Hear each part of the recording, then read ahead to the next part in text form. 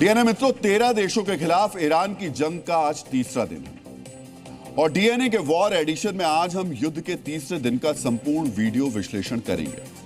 मित्रों, हमारे विश्लेषण में आज आपको पता चलेगा ईरान वॉर का तीसरा दिन किसके नाम रहा। आज आप जानेंगे मिडिल ईस्ट के मुस्लिम देशों पर मिसाइल बरसाने वाला ईरान कैसे पाकिस्तान पर हमले की तैयारी कर रहा है। आज आपके लिए यह समझना भी जरूरी है कि जिस अमेरिका के अंदर ईरान की मिसाइल नहीं पहुंच पा रही, वहां खलीफा की मौत के 24 घंटे बाद कैसे बड़ा हमला हो गया, कैसे यूएस के टेक्सास में मजहब के नाम पर खून की होली खेली गई। मित्रों, ये सवाल भी है और दुनिया के लिए बड़ा खतरा भी है, जिसे आज हम डिकोड करने वाले हैं। लेकिन उससे पहले आपको ईरान और अमेरिका इजराइल के बीच जारी जंग के तीसरे दिन का अपडेट देखना चाहिए। ईरान के इस्लामिक रेवोल्यूशनरी गार्ड ने आज इजराइल के प्रधानमंत्री बेंजामिन नेतन्याहू के दफ्तर पर मिसाइल हमला करने का दावा किया है। ईरान ने नेतन्याहू के ऑफिस के अलावा इजरायली वायुसेना के कमांडर के ऑफिस पर भी मिसाइल्स बरसाई हैं। ईरान का दावा है इस हमले में इजराइल को बड़ा नुकसान हुआ है।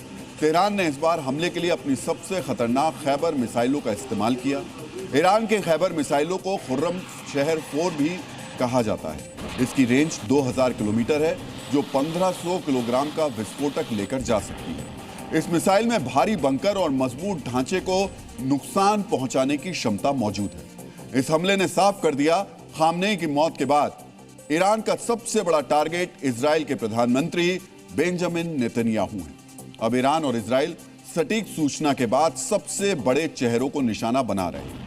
मित्रों, इस वॉर में मिसाइल से भी खतरनाक हथियार बनकर उभरा है इंफॉर्मेशन का हथियार, जिसके पास जितनी पुख्ता सूचना होगी, जितनी सटीक खुफिया जानकारी होगी, वो युद्ध में उतनी बढ़त हासिल करेगा, उतना बड़ा टारगेट सफल तरीके से हिट करेगा। जैसा अमेरिका और इजराइल ने ईरान के सर्वोच्च नेता खामनेई को मारकर दिखाया। ईरान खलीफा की मौत के बदला नेतन्याहू की मौत से चाहता है और इसलिए वो सीधे तौर पर नेतन्याहू को टारगेट कर रहा है। हालांकि इजराइल ने प्रधानमंत्री के दफ्तर पर हमले का खंडन किया है। मित्रों, ईरान ने आज मिडिल ईस्ट के अमेरिकी बेसों पर भी हमले जारी रखे। सबसे बड़ा हमला आज कुवैत पर किया गया। ईरान ने कुवैत में इस अमेरिकी बेस को बैलिस्टिक मिसाइल्स और ड्रोन से निशाना बनाया। ईरान रेवोल्यूशनरी गार्ड के मुताबिक कुवैत का अमेरिकी सैन्य बेस पूरी तरह तबाह हो गया है और अली अल सलेम एयरबेस को पूरी तरीके से बंद कर दिया गया है। ईरान ने आज कुवैत के इंटरनेशनल एयरपोर्ट को भी निशाना बनाया। आज कुवैत में 3 अमेरिकी फाइटर जेट्स भी क्रैश हुए। अमेरिका का दावा है कि फाइटर जेट्स को अपनी ही सेनाओं की मिसाइल्स ने गलती से निशाना बना लिया। आसमान में हमले के बाद फाइटर जेट्स में आग लग गई और ये तेजी से जमीन पर गिरते दिखाई दिए। हालांकि प्लेन के जमीन पर गिरने से पहले पायलट प्लेन से इजेक्ट कर गए। अमेरिकी पायलट्स पैराशूट के जरिए जमीन पर सुरक्षित उतरते दिखाई दिए। प्लेन क्रैश में सभी अमेरिकी पायलट सुरक्षित हैं। वहीं ईरान ने दावा किया है कुवैत के बॉर्डर पर ईरानी मिसाइल्स ने अमेरिकी प्लेन को निशाना बनाया। आज यूएई के 2 सबसे बड़े शहरों दुबई और अबू धाबी में तेज धमाकों के बाद सायरन की आवाजें सुनाई पड़ी। इन हमलों में 3 लोगों की मौत की खबर है। दुबई इंटरनेशनल एयरपोर्ट पर भी ड्रोन से अटैक हुए, जिससे एयरपोर्ट को भारी नुकसान पहुंचा है। फिलहाल एयरपोर्ट्स को बंद रखा गया है। पाम जुमरे जैसे रिहायशी इलाकों में मिसाइल्स और ड्रोन का मलबा गिरने से बड़ा नुकसान पहुंचा है। इसके अलावा शिनूक हेलीकॉप्टर अमेरिकी बेस से सैनिकों और सैन्य उपकरणों को दुबई पहुंचाते दिखाई दिए।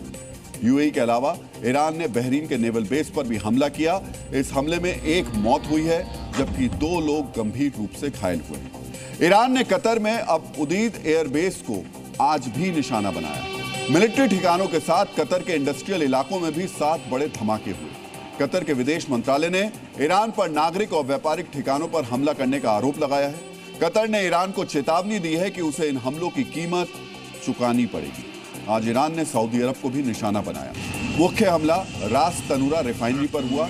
इस रिफाइनरी की क्षमता 5 लाख बैरल प्रतिदिन से ज्यादा है। ईरान ने 2 ड्रोन से रिफाइनरी पर हमला किया था, जिन्हें सऊदी एयर डिफेंस ने इंटरसेप्ट करके नष्ट कर दिया। ड्रोन के मलबे से रिफाइनरी में आग लग गई, जिस पर सऊदी अरब ने काबू कर लिया। इस हमले में किसी की मौत या घायल होने की खबर नहीं है। सऊदी की राजधानी रियाद पर भी ड्रोन हमले की कोशिश हुई, लेकिन ज्यादातर हमलों को रोक दिया गया। सऊदी ने कहा कि वो अपनी सुरक्षा के लिए जरूरी कदम उठाएगा। ईरान के सर्वोच्च नेता अयतुल्ला अली खामनेई की मौत के बाद लेबनान से ईरान के प्रॉक्सी हिजबुल्लाह ने भी इजराइल पर 2024 के बाद पहला बड़ा हमला किया। हिजबुल्लाह ने हाइफा शहर और उत्तरी इजराइल के मिलिट्री साइट्स पर रॉकेट छोड़े, जिनका निशाना हाइफा पोर्ट और इजरायली एयरबेस था। हिजबुल्लाह के रॉकेट को नष्ट करने के लिए इजराइल ने लेजर आधारित आयरन बीम एयर डिफेंस का इस्तेमाल भी किया। इजराइल ने हिजबुल्लाह के 90% रॉकेट्स गिराने का दावा किया है। इस हमले में 4 इजरायली नागरिकों के घायल होने की खबर है। इन हमलों के जवाब में इजराइल ने आज दिन भर हिजबुल्लाह के ठिकानों पर 5 राउंड बड़ी एयर स्ट्राइक की, जिसमें बेरूत में मौजूद हिजबुल्लाह हेडक्वार्टर, हथियार डिपो और हिजबुल्लाह के बड़े कमांडर्स को निशाना बनाया गया। इजराइल के हमले में 31 हिजबुल्लाह आतंकवादियों की मौत हुई है, जबकि 149 घायल हुए हैं। इस हमले में कई बड़े हिजबुल्लाह कमांडर्स के मारे जाने की भी खबर है। हिजबुल्लाह ने बदला लेने और इजराइल ने लेबनान पर जमीनी हमला करने की एक दूसरे को चेतावनी दी है। इसके लिए 1 लाख इजरायली सैनिकों को रिजर्व भी रखा गया है। युद्ध के तीसरे दिन इजराइल और अमेरिका ने भी ईरान पर बड़े हमले किए। इजराइल ने तेहरान के नीलोफर स्क्वायर पर एयर स्ट्राइक की, जिसमें 20 से ज्यादा लोगों के मरने की खबर है। इजराइल ने रिवोल्यूशनरी गार्ड कमांड सेंटर्स और IRGC के अधिकारियों को निशाना बनाया।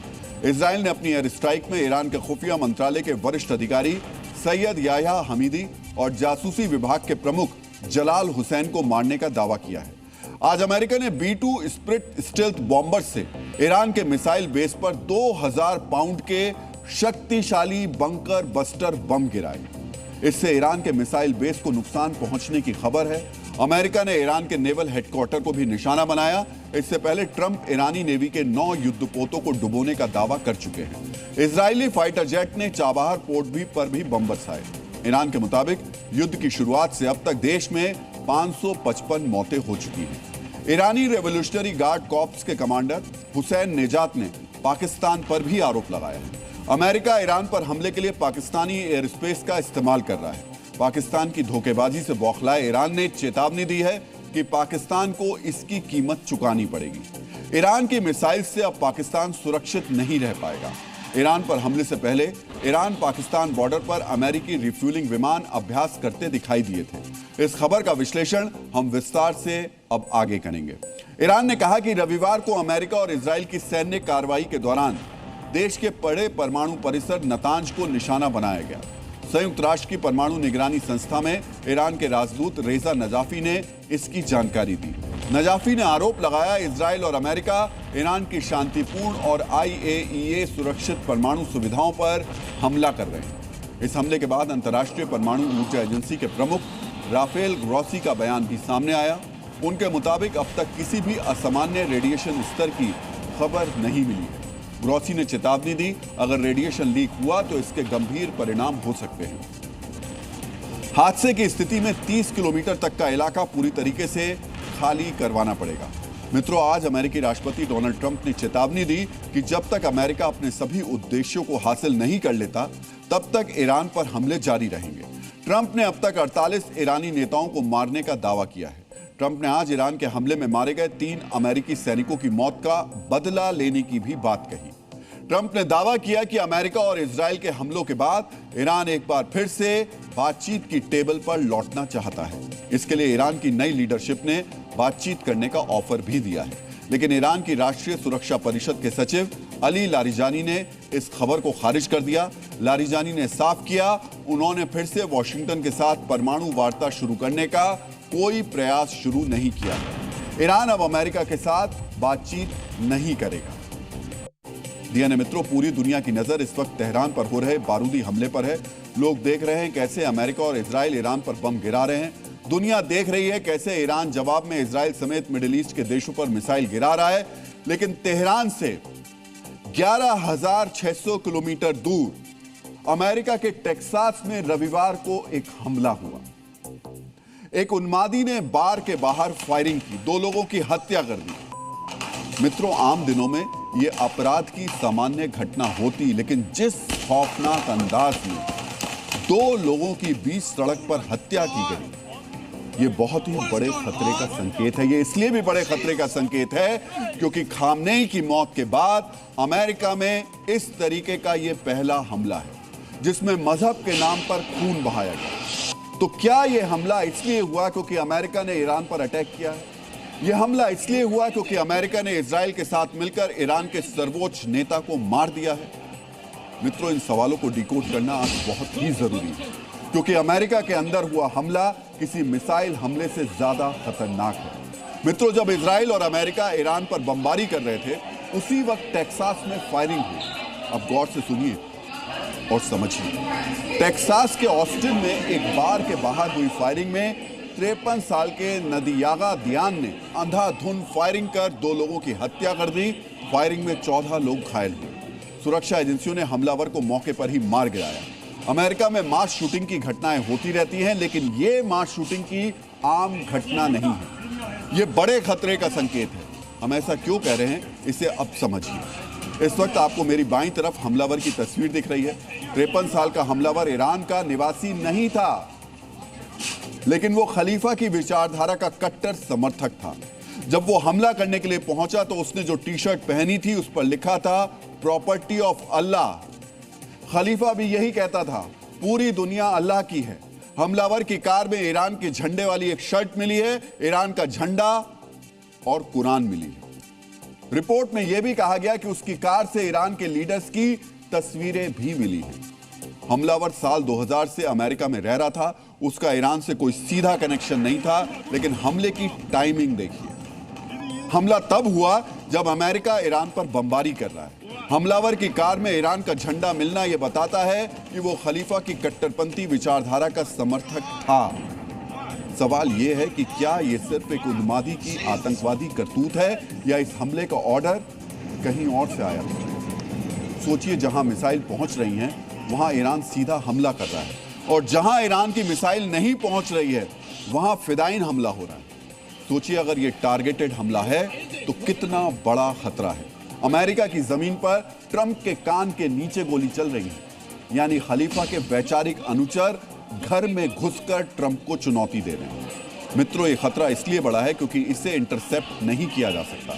ईरान की मिसाइल को अमेरिका और इजराइल समय रहते इंटरसेप्ट कर नुकसान कम कर रहे हैं, लेकिन इस फिदाइन बम को तो इंटरसेप्ट नहीं ही किया जा सकता। यह खलीफा का सबसे विध्वंसक हथियार है। यह फिदाइन बम कहीं भी कभी भी हमला करेगा और तबाही मचाएगा। सोचिए, अमेरिका के शहरों में एक के बाद एक अगर ऐसे हमले हुए तो फिर क्या होगा। ट्रंप की जमीन हिल जाएगी, अमेरिका में दहशत का माहौल बन जाएगा। डीएनए मित्रों, एफबीआई इस घटना की जांच कर रही है, लेकिन इस आतंकी वारदात का कनेक्शन ईरान से क्यों जोड़ा जा रहा है, इसे समझना भी बहुत जरूरी है। इस कनेक्शन के तार इतिहास के पन्नों से जुड़े हुए। 1983 में बेरूत में अमेरिका और फ्रेंच बैरकों पर सुसाइड ट्रक बॉम्बिंग हुई थी। इस फिदाइन हमले में 241 अमेरिकी सैनिक मारे गए थे।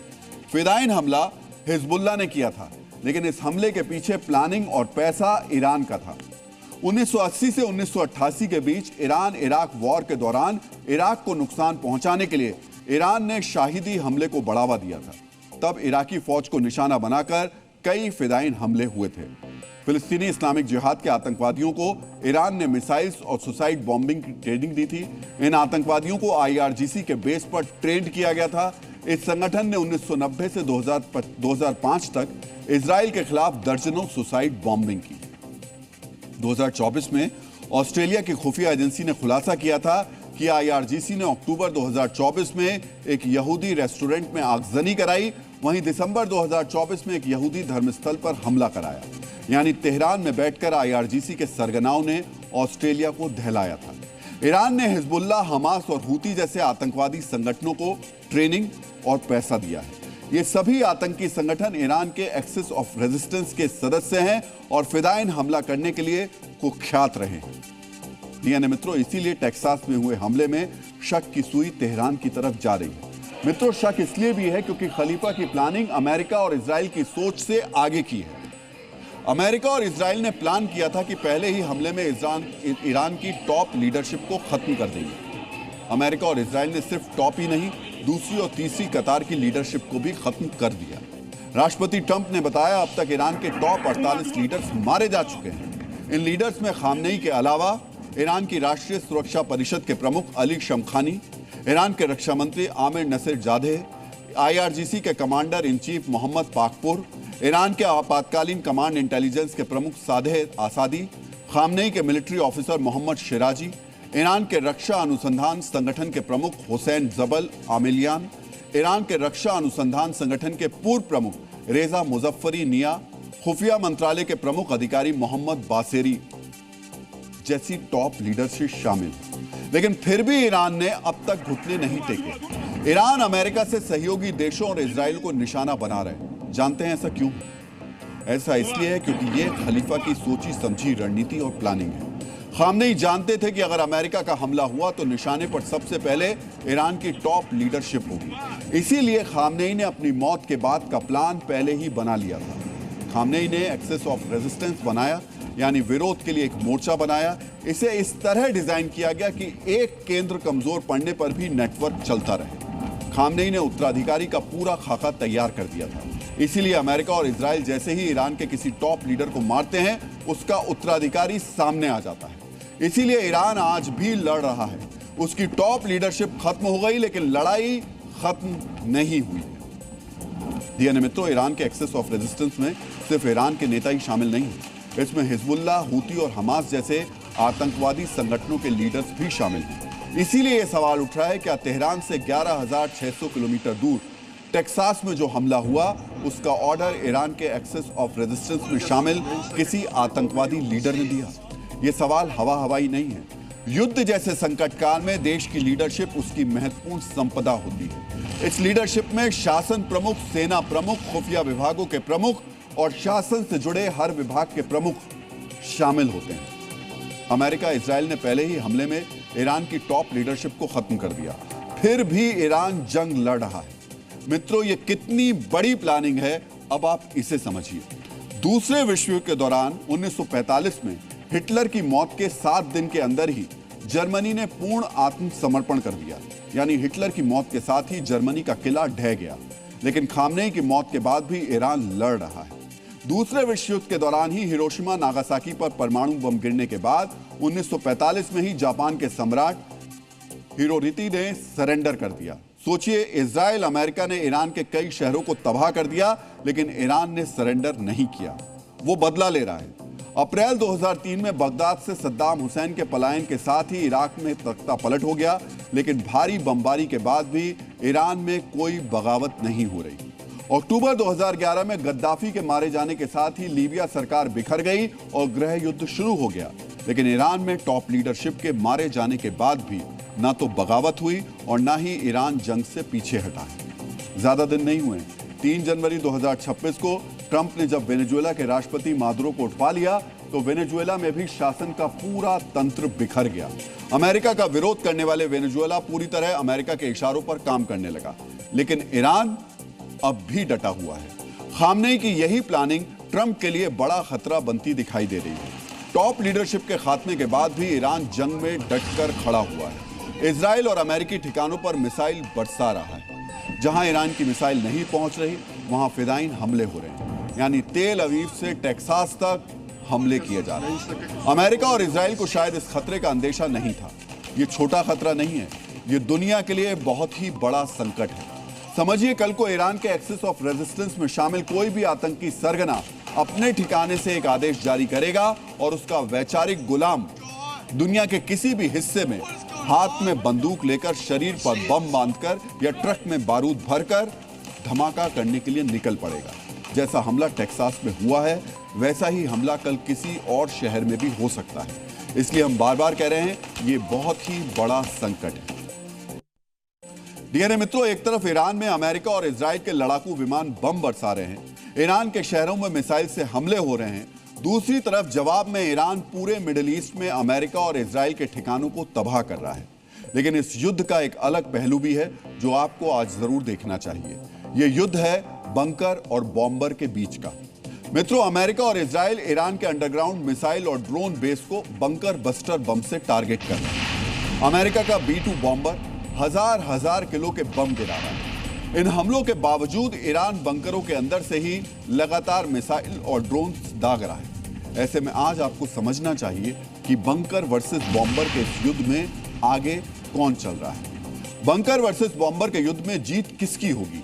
दुनिया अमेरिका के B-2 बॉम्बर और बंकर बस्टर बमों से तो वाकिफ है, लेकिन आज हम आपको ईरान के अंडरग्राउंड मिसाइल शहरों के बारे में भी बताने जा रहे हैं, जिसके दम पर ईरान ने पूरे मिडिल ईस्ट के खिलाफ ऐलान जंग कर दिया है। हमारे इस विश्लेषण में आपको यह भी पता चलेगा क्या अमेरिका इजराइल की एयर पावर ईरान की मिसाइल सिटीज को तबाह कर पाएगी, और ऐसा करने के लिए ट्रंप और नेतन्याहू को कितने बम दागने पड़ेंगे। मित्रों, इस युद्ध का आज तीसरा दिन जारी है और 3 दिन में अमेरिका और इजराइल के संयुक्त ऑपरेशन में ईरान पर 2000 से ज्यादा हमले किए गए। दावा किया जा रहा है कि ईरान में खामनेई को निशाना बनाने के साथ साथ न्यूक्लियर बेस, मिसाइल बेस और ड्रोन कमांड सेंटर्स को नष्ट कर दिया गया। मित्रों, ये हमले लगातार जारी हैं। अभी जिस वक्त आप डीएनए देख रहे हैं, इस वक्त भी ईरान के कई शहर जल रहे हैं। ईरान पर बंकर बस्टर जैसी तबाही मचा रहे हैं। मित्रों, अमेरिका और इजराइल का दावा है कि ईरान के सैकड़ों मिसाइल लॉन्च साइट्स को हिट किया है। 200 मिसाइल लॉन्चर्स को नष्ट किया गया है। दावा है कि मिसाइल की प्रोडक्शन फैसिलिटी को निशाना बनाया गया है। अंडरग्राउंड हथियार डिपो को बम से उड़ा दिया गया है। तेहरान में मिसाइल कमांड सेंटर को तबाह कर दिया गया है।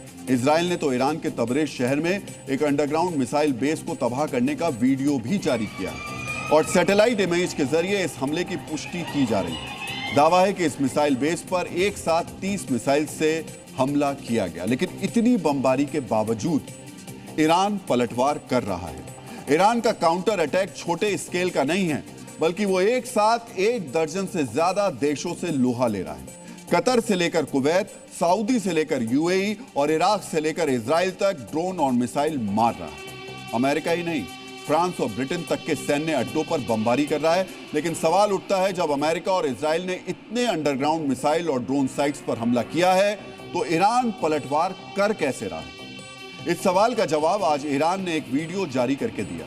ईरान के साथ साथ उसके प्रॉक्सी संगठन गार्जियन ऑफ ब्लड ब्रिगेड ने भी एक वीडियो शेयर किया। मित्रों, ईरान ने जो वीडियो जारी किया उसमें कुछ चीजें गौर करने वाली है। इस वीडियो में वही शाहिद 136 ड्रोन पीले स्टैंड पर लाइन में लगे दिख रहे हैं, जिनसे मिडिल ईस्ट के कई शहरों पर हमला किया जा रहा है। सुरंग के अंदर ड्रोन्स को लॉन्च प्लेटफॉर्म पर रेडी टू फायर मोड में रखा गया है। यानी इस वीडियो के जरिए ईरान ने बहुत बड़ी चेतावनी दी है।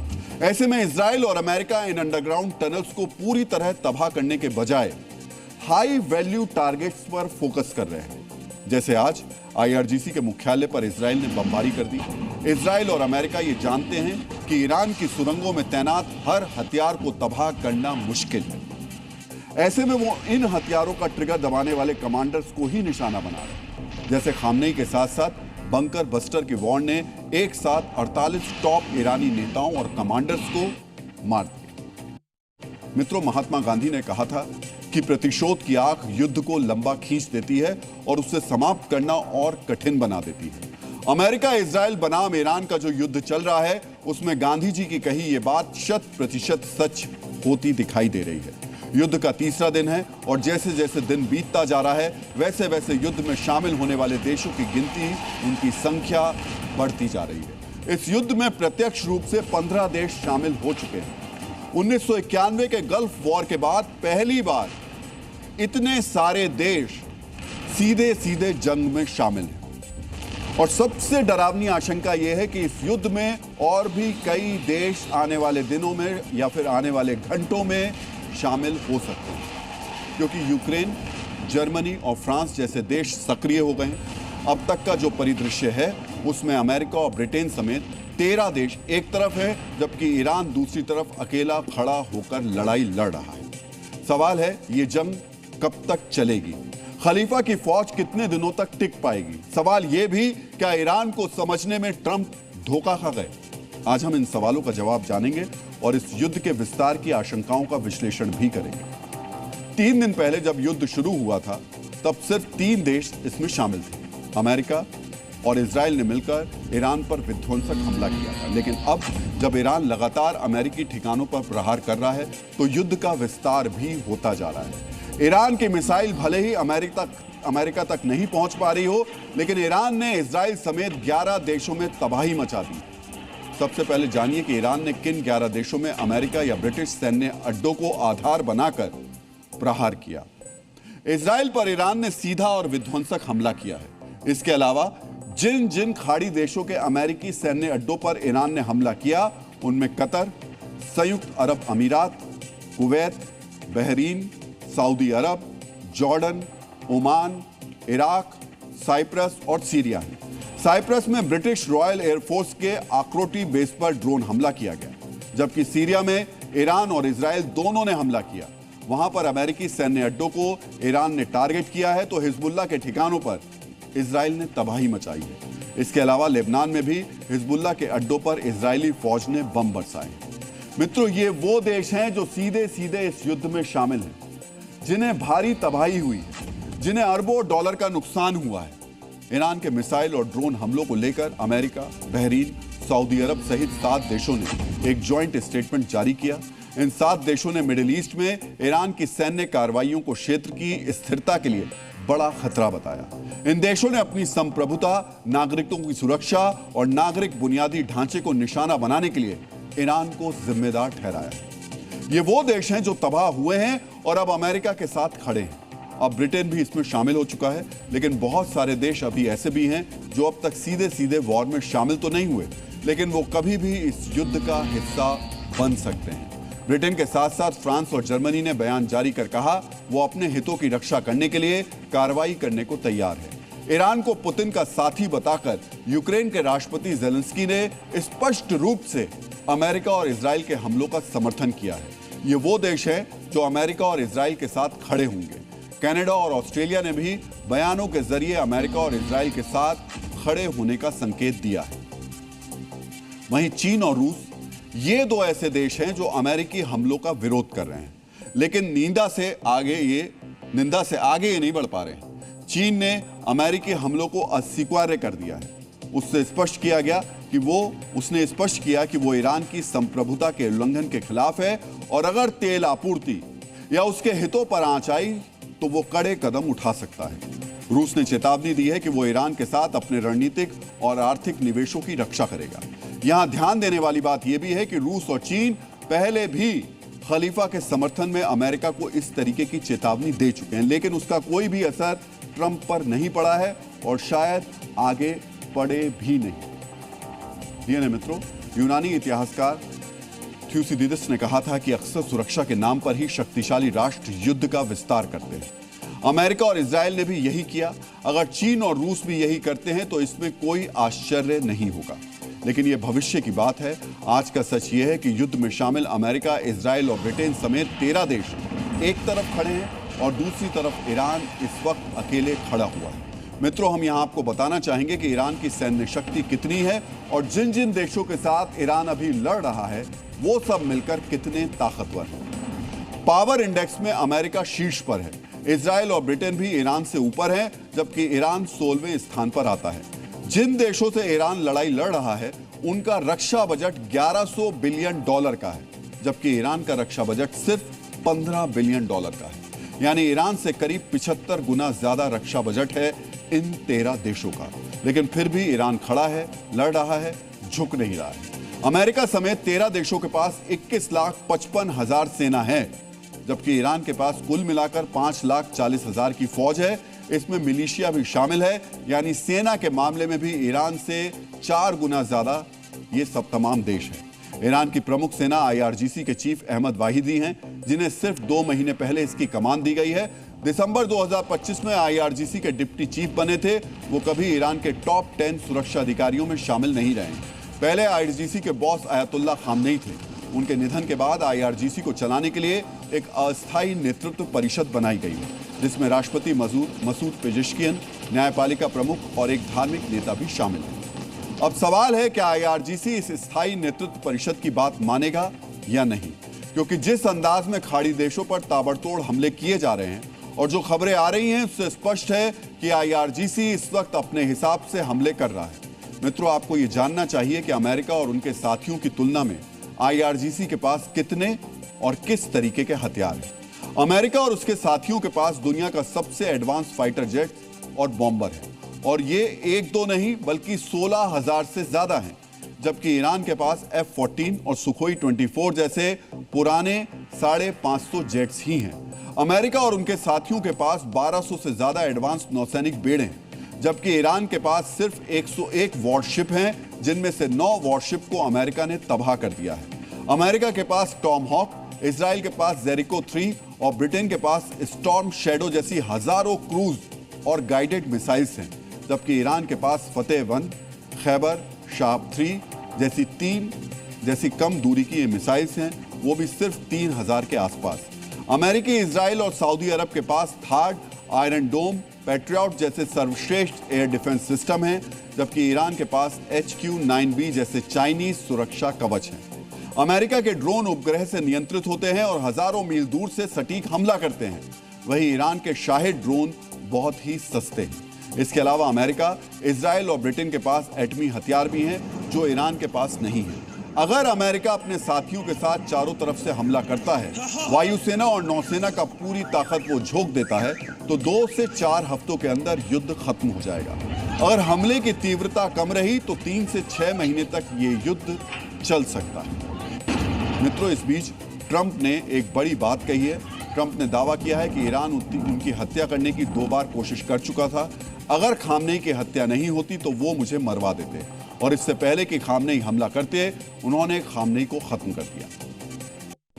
डीएनए मित्रों, मिडिल ईस्ट के इस महायुद्ध के तीसरे दिन एक और तबाही आर्थिक मोर्चे पर हो रही है। हमले का दिन शनिवार होने की वजह से दुनिया भर के बाजार शुरुआती 2 दिन तक युद्ध के असर से बचे रहे, लेकिन आज जब बाजार खुले तो हर तरफ आर्थिक तबाही नजर आई। तेल और गैस के दाम में जबरदस्त बढ़ोतरी हुई है। सोना चांदी महंगे हो गए हैं। अंतर्राष्ट्रीय उड़ानें थम गई हैं। साथ ही दुनिया भर के शेयर बाजार में भूचाल आ गया है। ऐसी गिरावट आई है जो हाल के समय में कभी नहीं देखी गई। वही हालात बन गए हैं जिसका अनुमान हमने युद्ध के पहले दिन यानी शनिवार को डीएनए के विश्लेषण में किया था। युद्ध के सिर्फ शुरुआती 48 घंटों में $1.2 ट्रिलियन से लेकर $1.4 ट्रिलियन तक का नुकसान का अनुमान है। सोचिए, दुनिया में केवल 20 से 21 देश ही ऐसे हैं जिनकी अर्थव्यवस्था $1 ट्रिलियन से ज्यादा की है, यानी बाकी देशों की अर्थव्यवस्था से ज्यादा नुकसान इस युद्ध से सिर्फ 2 दिन में हो गया है। रूस यूक्रेन के बीच पिछले 4 साल से चल रहे युद्ध में $2.4 ट्रिलियन के आर्थिक नुकसान का अनुमान है। वहीं इस युद्ध में सिर्फ 2 दिन में ही लगभग $1.5 ट्रिलियन का नुकसान हो गया। अब आप अंदाजा लगा सकते हैं। आज आपको बारी बारी से युद्ध की इस आर्थिक तबाही के बारे में हम बताएंगे और इसकी शुरुआत तेल और गैस से करते हैं। डीएनए मित्रों, दुनिया में तेल और गैस की सप्लाई पर दोहरा संकट खड़ा हो गया है। एक तरफ स्ट्रेट ऑफ हॉर्मुज बंद होने से 20% तेल और गैस की सप्लाई बंद हो गई है। दूसरी तरफ तेल के इंफ्रास्ट्रक्चर भी युद्ध की चपेट में आ गए हैं। डीएनए मित्रों, युद्ध के तीसरे दिन ईरान ने सऊदी अरब की सबसे बड़ी तेल कंपनी अरामको की रास तनुरा रिफाइनरी पर ड्रोन अटैक किया।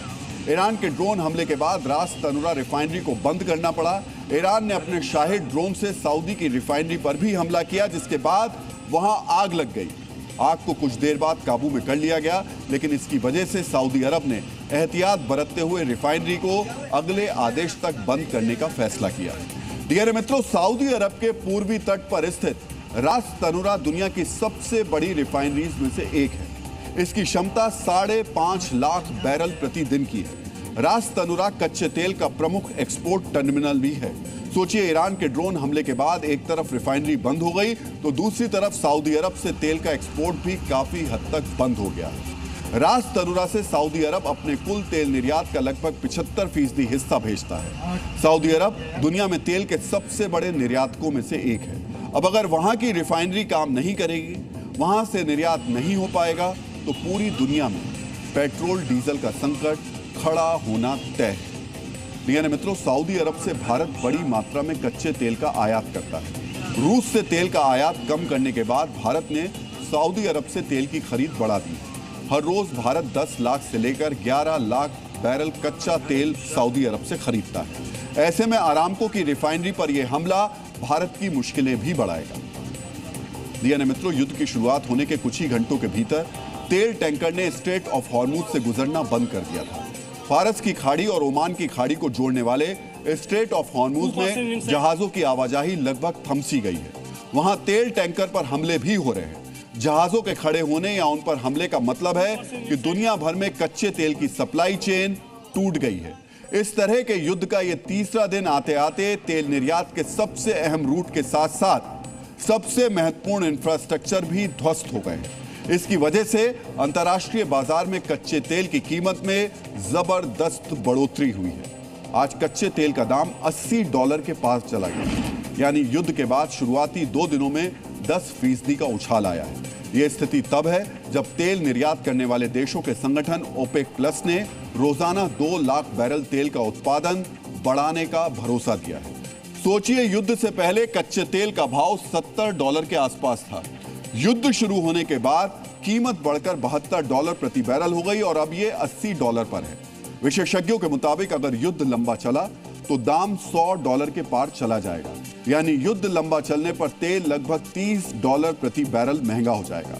डीएनए मित्रों, अंतर्राष्ट्रीय बाजार में तेल का दाम बढ़ने का सीधा असर भारत पर भी होगा, क्योंकि भारत पेट्रोल डीजल की अपनी जरूरत का लगभग 88% दूसरे देशों से मंगवाता है। इसका आधा हिस्सा स्ट्रेट ऑफ हॉर्मुज के रास्ते ही आता है। आपको यह भी जानना चाहिए कि अंतर्राष्ट्रीय बाजार में $1 प्रति बैरल कच्चे तेल का दाम बढ़ने पर भारत में डीजल की कीमत पर 52 पैसे प्रति लीटर का असर पड़ता है, जबकि पेट्रोल की कीमत पर 55 पैसे का। इस हिसाब से अगर कच्चे तेल का दाम $30 बढ़ेगा तो डीजल के रेट का भाव ₹15.60 प्रति लीटर का उस पर असर होगा, जबकि पेट्रोल पर इसका असर ₹16.50 का होगा। सोचिए, $100 प्रति बैरल कीमत जाने पर पेट्रोल डीजल पर 15 से 16 रुपए प्रति लीटर का बोझ बढ़ेगा। अगर सरकार इस नुकसान को झेलती है तो सरकार का वित्तीय घाटा बढ़ेगा, और अगर रिटेल दाम बढ़ेंगे तो आप पर इसका सीधा असर पड़ेगा। दोनों ही परिस्थितियों में नुकसान आम लोगों का ही है। डीएनए मित्रों, कच्चे तेल के अलावा नेचुरल गैस की कीमतों में भी जबरदस्त उछाल आया है। ईरान ने कतर में एलएनजी केंद्रों पर भी ड्रोन से हमला किया। इसकी वजह से कतर की सबसे बड़ी कंपनी कतर एनर्जी को एलएनजी का प्रोडक्शन बंद करना पड़ा। कतर दुनिया में एलएनजी का सबसे बड़ा उत्पादक है। कतर का प्रोडक्शन बंद होने से एशिया के बाजार में नेचुरल गैस के दाम 5 से लेकर 12% तक बढ़े हैं। वहीं अमेरिका में 4 से लेकर 5% तक, यूरोप में सबसे ज्यादा बढ़ोतरी हुई है। वहां एलएनजी 50% तक महंगी हो गई है, यानी एक दिन में 50% कीमत बढ़ गई है। कतर में प्रोडक्शन बंद होने का असर भारत पर भी पड़ेगा।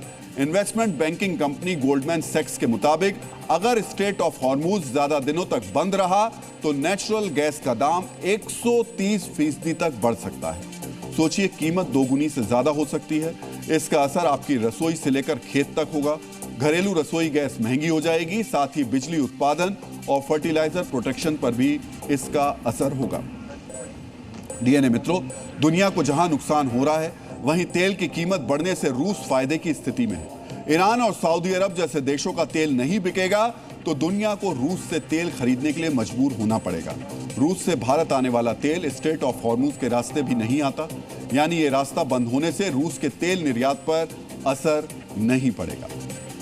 डीएनए मित्रों, तेल और प्राकृतिक गैस की कीमतों में जहां उछाल आया है, वहीं दुनिया भर के शेयर बाजार में जोरदार गिरावट आई है। दूसरे देशों के शेयर बाजार से पहले आपको भारत के बारे में भी जानना चाहिए। डीएनए मित्रों, ईरान वॉर शुरू होने के बाद आज शेयर बाजार खुलने का पहला दिन था। बाजार खुलते ही जबरदस्त गिरावट दर्ज की गई। सेंसेक्स 2700 पॉइंट से ज्यादा की गिरावट के साथ खुला, जबकि निफ्टी की शुरुआत 500 पॉइंट्स की गिरावट से हुई है। हालांकि बाद में इसमें थोड़ा सुधार आया और सेंसेक्स 1048 पॉइंट्स की गिरावट के साथ 80,239 पर बंद हुआ, जबकि निफ्टी 313 पॉइंट्स की गिरावट के साथ 24,866 पर बंद हुआ।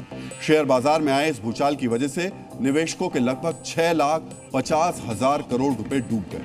अकेले भारत में एक दिन में ये नुकसान हुआ है। अलग अलग सेक्टर्स की बात करें तो सिर्फ मेटल सेक्टर में तेजी रही, क्योंकि निवेशक सुरक्षित एसेट में पैसा लगा रहे हैं। शेयर बाजार पहले से ही नुकसान का सौदा बना हुआ है। अब युद्ध ने इस नुकसान को और बढ़ा दिया है। इस साल सेंसेक्स अभी तक 5,000 पॉइंट्स गिर चुका है और चिंता की बात यह है कि अभी गिरावट का सिलसिला आगे भी बना रहेगा, क्योंकि युद्ध थमने का फिलहाल कोई संकेत नजर नहीं आ रहा है। डीएनए मित्रों, दुनिया के बाकी बाजार भी इस गिरावट से बच नहीं पाए। जापान का निक्केई 793 पॉइंट गिरा। हांगकांग का हैंग सेंग 570 पॉइंट गिरा। शुरुआती कारोबार में जर्मनी और ब्रिटेन के शेयर बाजार में भी भारी गिरावट दर्ज की गई है। अमेरिका का डाउ जोन्स तो खुलते ही 500 पॉइंट्स गिर गया। दुबई में शेयर बाजार बंद होने की वजह से असर नहीं दिखा, लेकिन 2 दिनों के बाद जब बाजार खुलेगा तो वहां भी असर दिखना तय है, क्योंकि ईरान ने दुबई पर मिसाइल्स की बारिश कर दी है। दुबई का शटर डाउन हो चुका है। पर्यटन का सेक्टर थम चुका है। डीएनए मित्रों, पाकिस्तान के कराची स्टॉक एक्सचेंज में तो ऐतिहासिक गिरावट आई। वहां कुछ समय के लिए ट्रेडिंग बंद करनी पड़ी। पाकिस्तान के कराची 30 इंडेक्स में 10% की गिरावट सिर्फ एक दिन में हुई है, यानी पाकिस्तान के शेयर बाजार पर इस युद्ध का सबसे बड़ा असर हुआ है। इसका कारण यह भी है कि एक तरफ ईरान पर हमले की वजह से पाकिस्तान के अलग अलग शहरों में हिंसा हो रही है, तो दूसरी तरफ तालिबान भी पाकिस्तान के ठिकानों पर निशाना साध रहा है। यानी पाकिस्तान युद्ध का दोहरा असर झेल रहा है। पूरी दुनिया के शेयर बाजारों को मिला दें तो निवेशकों को $1 ट्रिलियन से ज्यादा का नुकसान होने का अनुमान है। जिस समय दुनिया भर के शेयर बाजार सहमे हुए हैं, उस वक्त इजराइल के शेयर मार्केट में तेजी आ गई। जब दुनिया के ज्यादातर बाजार युद्ध की वजह से गिर गए, उस समय युद्ध लड़ने वाले देश इजराइल का स्टॉक एक्सचेंज उल्टा चला और इसमें रिकॉर्ड उछाल देखी गई। ईरान लगातार इजराइल पर मिसाइल अटैक कर रहा है, लेकिन इसके बावजूद इजराइल का शेयर बाजार बढ़ रहा है। तेल अवीव स्टॉक एक्सचेंज में आज लगभग 4% की बढ़ोतरी दर्ज की गई। 35 सबसे बड़ी कंपनियों का इंडेक्स 4,300 पॉइंट के पार चला गया। 10 साल से ज्यादा समय में सबसे ऊंचा क्लोजिंग लेवल है। तेल अवीव स्टॉक एक्सचेंज पर डिफेंस और सिक्योरिटी स्टॉक्स में भारी खरीदारी देखी गई। इसकी वजह यह है कि युद्ध में इजराइल की सुरक्षा से अर्थव्यवस्था को फायदा मिलता है। शेयर बाजार के अलावा इजराइल की करेंसी शेकेल में भी मजबूती आई है। इजरायली शेयर बाजार के बढ़ने के पीछे निवेशकों का सेंटिमेंट है। ईरान का कमजोर होना इजराइल के लिए पॉजिटिव है। इसी उम्मीद में इजराइल के लोग शेयर बाजार में पैसा लगा रहे हैं। इजराइल को उम्मीद है कि इस बार के युद्ध में उसकी निर्णायक जीत होगी और ईरान के सुप्रीम लीडर खामेनेई के मारे जाने से ईरान का खतरा अब खत्म हो जाए। डीएनए मित्रों, शेयर बाजार भले ही युद्ध की चपेट में आकर लड़खड़ा गया है, लेकिन सोने और चांदी ने फिर से रफ्तार पकड़ ली है। सर्राफा बाजार और वायदा बाजार दोनों ने आज सोने चांदी की कीमतों में उछाल दिखाई। India Boolean and jewellers association के अनुसार 10 ग्राम 24 कैरेट सोना 7,000 रुपए बढ़कर 1,66,000 रुपए पर पहुंच गया। वहीं 1 किलो चांदी 20,000 रुपए बढ़कर 2,87,000 रुपए पर पहुंच गई। डीएनए मित्रों, मल्टी कमोडिटी एक्सचेंज यानी एमसीएक्स पर भी सोने चांदी में भारी तेजी आई है। यहां भी सोना करीब 7,000 रुपए बढ़कर 1,69,000 के करीब पहुंच गया। दूसरी तरफ शाम के कारोबार में चांदी में 14,000 की तेजी आई है और ये 2,96,000 के आसपास पहुंच गया है। सोचिए, एक महीने पहले तक यही सोना चांदी लगातार गिर रहे थे। यहां तक कहा जा रहा था कि सोना 1 लाख के नीचे आ जाएगा, लेकिन युद्ध के असर से अब वही सोना 2 लाख की तरफ तेजी से बढ़ने लगा है। युद्ध होने पर महंगाई बढ़ने का खतरा रहता है। इससे कंपनियों का मुनाफा कम हो सकता है। ऐसे में निवेशक शेयर बाजार में पैसा लगाने के बदले सोने चांदी जैसे सुरक्षित जगह निवेश करते हैं। इसकी वजह से सोने चांदी के दाम लगातार बढ़ रहे हैं। लेकिन अगर आप शादी ब्याह की जरूरत के बदले मुनाफा कमाने के लिए सोने चांदी में निवेश करना चाहते हैं तो इस रेस के पीछे बिल्कुल भी मत भागिए। इसकी वजह यह है कि भाव में बढ़ोतरी युद्ध की वजह से हो रही है। युद्ध का असर कम होने के बाद कीमत गिरेगी। इस बीच कुछ लोग मुनाफा कमाकर अचानक झटके से निकल जाएंगे, यानी वो अपना पैसा बाहर निकाल लेंगे, लेकिन एक आम निवेशक फिर फंस जाएगा। अभी कुछ दिन पहले आप इसका असर देख चुके हैं, जब जनवरी के अंत में अचानक सोने चांदी के भाव में भारी गिरावट आई थी। उस वक्त भी सोने चांदी से कुछ लोगों ने तो पैसा कमा लिया, लेकिन ज्यादातर लोगों ने अपना पैसा गंवाया। मित्रों, युद्ध के 3 दिन में ईरान की मिसाइल के टारगेट पर दुनिया के 13 देश आ चुके हैं। हमने आपको उन 13 देशों के नाम भी बताए, लेकिन एक और देश यानी 14वां देश भी इस सूची में जल्द शामिल होने वाला है। जानते हैं वो 14वां देश कौन है? पाकिस्तान। पाकिस्तान का नाम सामने आने के बाद अब समीकरण क्या बन रहे हैं, हमारे इस वीडियो विश्लेषण में देखिए।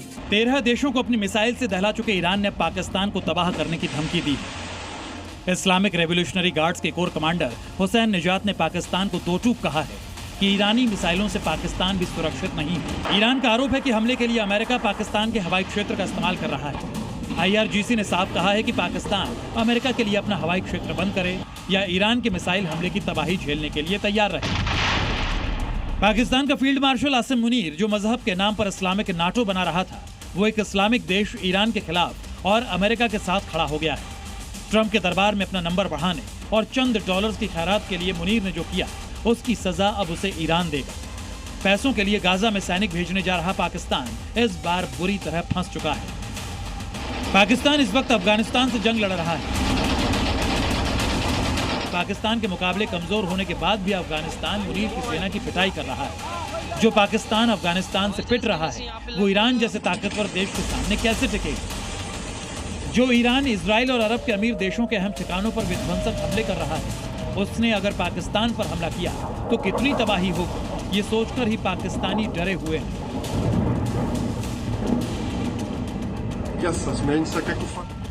ईरान ने अब तक जैसे हमला किया है, उसी पैटर्न को देखें तो ईरान पाकिस्तान के कराची पोर्ट को निशाना बना सकता है। ऐसा हुआ तो पाकिस्तान में तेल का आयात थम जाएगा। ईरान पाकिस्तान की रिफाइनरीज को निशाना बना सकता है। ऐसा हुआ तो पाकिस्तान को भारी आर्थिक नुकसान होगा। ऐसे हमले से पाकिस्तान की जीडीपी 15% तक गिर सकती है, यानी पहले से ही बदहाल पाकिस्तान और कंगाल हो जाएगा। अभी तो ईरान ने हमला भी शुरू नहीं किया और पाकिस्तान का शेयर बाजार करीब 10% नीचे गिर गया। अफगानिस्तान ने पाकिस्तान के नूर खान एयरबेस को निशाना बनाने का दावा किया है।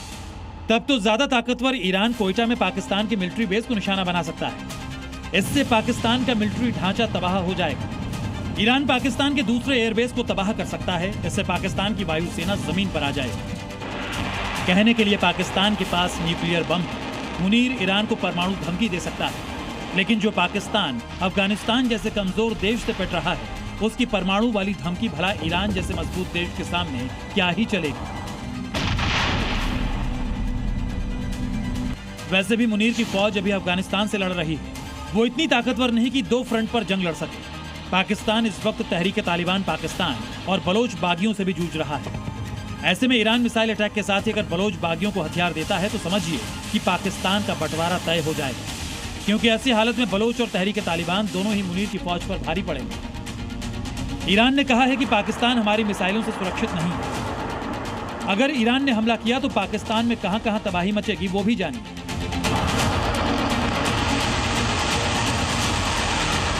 तेहरान से कराची की दूरी करीब 1900 किलोमीटर है।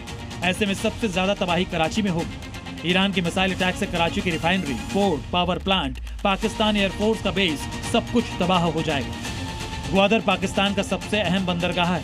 इसे ईरान मिसाइल अटैक में पूरी तरह बर्बाद कर सकता है। जैकबाबाद, क्वेटा, पसनी, भोलारी में पाकिस्तानी एयरफोर्स के बेस को ईरानी मिसाइल अटैक से बर्बाद कर सकता है। इस्लामाबाद, लाहौर जैसे शहरों को छोड़ दे तो पाकिस्तान के ज्यादातर आर्थिक और रक्षा से जुड़े ठिकाने ईरान की मारक क्षमता की जद में हैं। जिस तरह ईरान ने अरब देशों पर मिसाइल वर्षा की है, उससे साफ है कि वो अपने दुश्मनों या यूं कहें कि अमेरिका के सहयोगियों को बख्शने के मूड में नहीं है। ऐसे में यह हो सकता है कि जल्द ही ईरानी मिसाइलों के निशाने पर पाकिस्तान हो और मुनीर फिर बंकर में छिपा हुआ नजर आए। ब्यूरो रिपोर्ट, जी मीडिया। डीएनए में अब आज का संदेश। युद्ध से कोई सच में विजेता नहीं बनता, क्योंकि हर जीत की कीमत इंसानियत की ही हार होती है। नफरत की आग को प्रेम और समझदारी से ही बुझाया जा सकता है। डीएनए में अब आपको जय हिंद कहने का समय हो गया है। जय हिंद। डीएनए में कल आपसे फिर मुलाकात होगी। तब तक के लिए अपना ख्याल रखिए, सुरक्षित रहिए, मुस्कुराते रहिए और याद रखिए, ये देश सबका है, ये देश हर जाति हर धर्म का है। मित्रों, हम सबका डीएनए एक है। धन्यवाद।